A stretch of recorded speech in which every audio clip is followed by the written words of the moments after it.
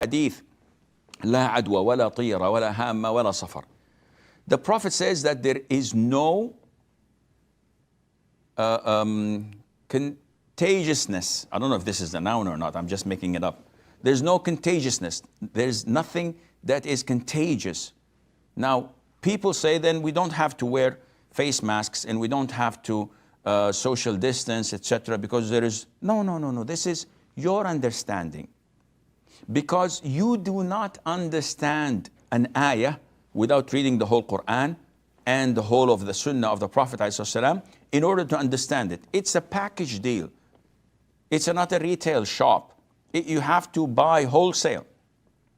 So when we get a hadith like this, la adwa, does it mean, okay, if someone has HIV, I'll take blood transfer from him with no problem?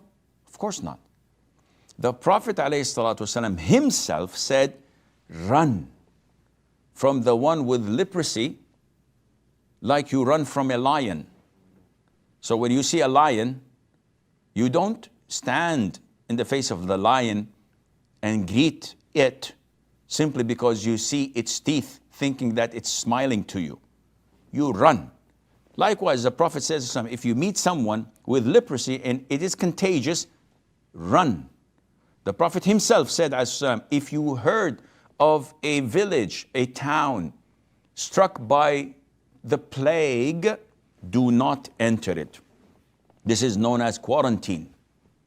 And if the plague hits a city or a town you are in, do not exit it.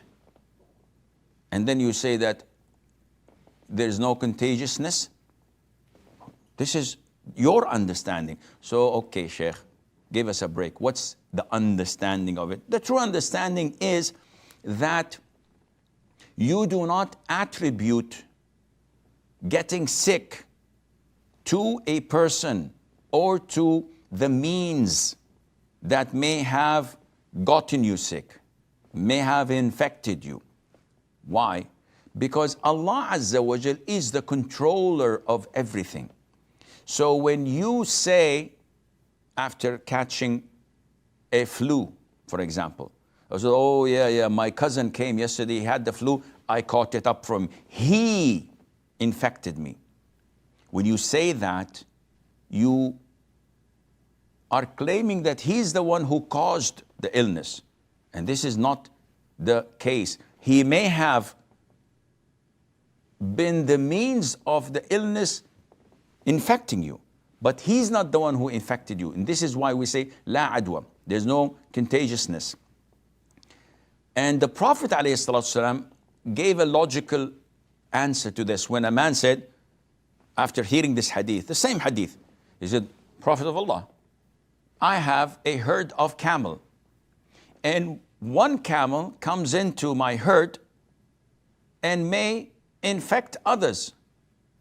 So the Prophet said to him logically, who infected the first one?